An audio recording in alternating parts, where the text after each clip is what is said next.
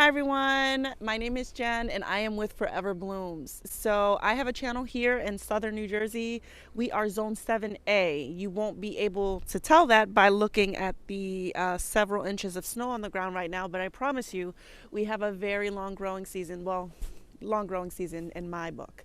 We usually go from mid-May all the way through mid-October, and if you do any of the to cover your crops and stuff like that and extend your season, you can garden for even longer in New Jersey, and I have done that on my channel. I am here today to talk about my favorite plant of 2021. Now that honor goes to Shi Shi Gashira Camellia. So Shi Shi Gashira Camellia is an evergreen plant that grows in zone 7 through zone 10.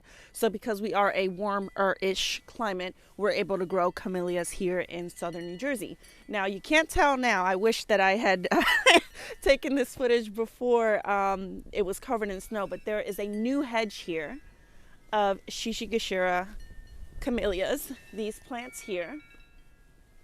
And up until a few weeks ago, actually, even though it's snowing right now and it was really, really cold even before it was snowing, they were blooming.